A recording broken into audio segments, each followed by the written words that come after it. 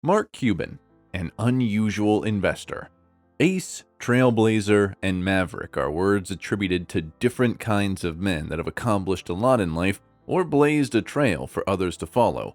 Rarely they are found in one person.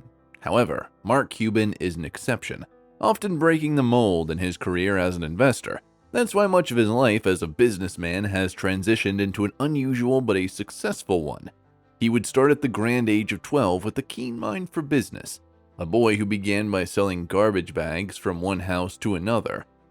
Perhaps those around him never saw the prospect of what he was to become, but for Cuban, that was just the beginning. Since then, he has gone on to set the pace for various investments in businesses and is listed as one of Forbes' billionaires. Let's take a trip into the life of this maverick named Mark Cuban. After getting fired from his first serious job as a salesman, Cuban started his own company, Micro Solutions. With help from his previous customers from Your Business Software, in the beginning, Micro Solutions was a system integrator and software reseller. Also, the company was one of the pacesetters of technologies, such as Carbon Copy, Lotus Notes, and CompuServe. One of its largest clients at the time was Parrot Systems. Micro Solutions would go on to grow to more than $30 million in revenue, and in 1990 he sold the company to CompuServe for $6 million, making approximately $2 million after taxes on the deal. In 1995, Cuban would team up with fellow Indiana University alumnus Todd Wagner to invest in AudioNet, a company founded in 1989 by Chris Jabe. AudioNet later transformed to Broadcast.com, and in the next couple of years, the company would grow in revenue and number of employees. Broadcast.com helped launch the first live-stream Victoria's Secret fashion show. It was only a matter of time before Broadcast.com was acquired by Yahoo for $5.7 billion in Yahoo stock. Cuban was wise enough to hedge against the risk of a decline in the value of Yahoo shares he got in the deal, and unfortunately, Yahoo's other broadcasting services were discontinued within a few years after the acquisition.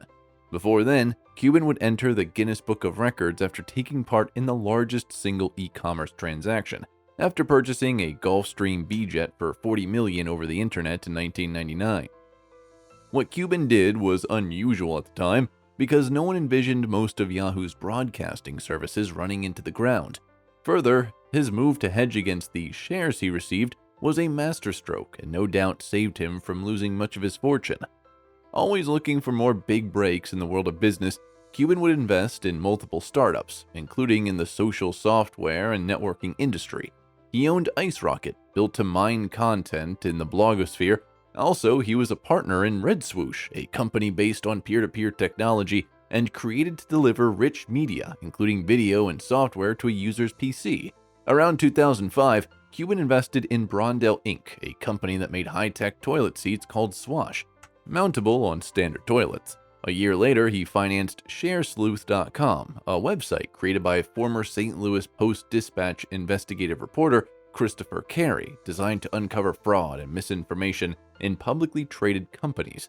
He tried to take it public by introducing shares via a business model for online journalism, but met a range of opposition. In 2007, Cuban published his first children's book in partnership with Mascot Books, called Let's Go Mavs, and in 2011 he wrote a 30,000-word ebook titled How to Win at the Sport of Business. If I can do it, you can do it. He also started BailoutSleuth.com in 2008. It was a grassroots online portal providing oversight on the U.S. government's $700 billion bailout of financial institutions. Other businesses he invested in over the next decade, either alone or in partnerships, include Veldskone Shoes, Injective Protocol, and purchasing the entire town of Mustang, Texas, a 77-acre town in Navarro County. Mark Cuban is never one to shy away from any business opportunity, even if it's going to set him back a couple. For this reason and more, he has been a shark investor on the ABC reality program Shark Tank since the start of Season 2 in 2011. Records show that as of 2015, he has invested in 85 deals across 111 Shark Tank episodes, for a total reaching the $20 million mark. A precise figure hasn't been generated since the investments happen after the handshake deal on live television. However, due diligence is performed to ensure the accuracy of the information presented in the pitch room. He has invested at least $1 million or more on 3 of the most high-profile deals, including 1031 Productions, Rugged Maniac Obstacle Race, and Beatbox Beverages. His presence on the Shark Tank show has also led to higher ratings and multiple awards, including 4 Primetime Emmy Awards for Outstanding Structured Reality Program from 2014 to 2017. Before the aforementioned category came into existence, the show picked up the award for Outstanding Reality Program for 2 years in a row, 2012 to 2013. It's worth noting that these awards came after he joined. Another business with the Mark Cuban touch is the film distributor Magnolia Pictures. Cuban owns this company and has formerly used it to finance Redacted, a fictional dramatization based on the 2006 Maud Medea killings, written and directed by Brian De Palma. Over the years, the country has grown to become one of the leading independent film distributors for nearly 20 years. Further, Magnolia Pictures is the theatrical and home entertainment distribution arm of the Wagner-Cuban companies. The distributor sports notable releases, such as the 2018 Cannes Palme d'Or winner and Oscar-nominated Shoplifters from renowned Japanese director Hirokazu Koreeda. Recent releases from the company include Sundance award-winning documentary Cold Case Hammarskjöld, Mike Wallace is Here, a documentary.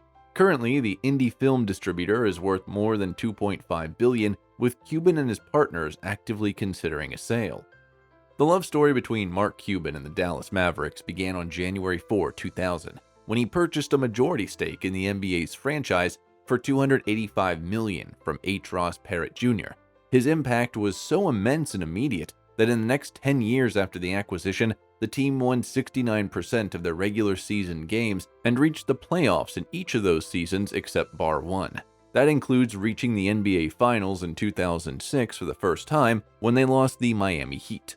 Their fortunes soon changed in what is their only appearance in the playoffs finals when they won the championship in 2011. What Cuban has done for the Dallas Mavericks transcends winning. He built a healthy expectation for success, where losing was the norm before he took over. What's more, you'll struggle to find many owners in sports in the stands cheering and passionately supporting their teams. Cuban does this effortlessly and identifies as one of us to the Mavericks fans. Unless he's away for business or something extraordinary, you can always find Cuban behind the Mavs bench. Not just sitting, but enthusiastically rooting for his squad. He has even incurred fines from the NBA on a couple of occasions, which have accumulated far above $1.6 million since he took ownership of the team. You can put that down to the passionate anger he has for his team and his will to win. His players absolutely love him, and the Mavs are known league-wide as a great place to play, and a huge part of that attractiveness comes from Cuban. He took the team from near scratch, and now the Mavericks are worth more than $2.5 billion. Cuban has heavily invested in some cryptocurrencies, including Dogecoin and Ethereum. He made it a policy for the Mavs to accept the coin as a method of payment for Dallas Mavericks merchandise and tickets since at least as early as 2021. After being asked by multiple media houses for his thoughts on the payment method, Cuban responded, "It's a medium that can be used for the acquisition of goods and services." He went on to say that the community for Doge is the strongest when it comes to using it as a medium of exchange. It hasn't always been smooth and cozy, though. Recently, the Dallas Mavericks fans have had to deal with getting burned by the bankruptcy of ill-fated crypto brokerage Voyager Digital, and they're lashing out at Mark Cuban for luring them to invest in the company. It began in late 2021 when a 5-year partnership with Voyager was in place, offering fans a $100 reward for trade crypto on Voyager for a limited time if they deposited $100 and traded just $10. According to Mark, it would make cryptocurrency more accessible. However, Voyager has declared bankruptcy, with fans and other investors losing their money. Some of them are considering suing to get back their initial investment. It is hard to find someone so successful with the passion to keep trying, so many investments, and at the same time, so passionate about sports. That is Mark Cuban. There's no stopping him. While the businesses mentioned above capture his sense of imagination and thirst for risk, there are many others still. With a reported net worth exceeding $4 billion, chances are you'll always hear about him and the business he's up to. Do you like success stories like this? Then subscribe for more, and remember to smash that like button. Thanks for watching.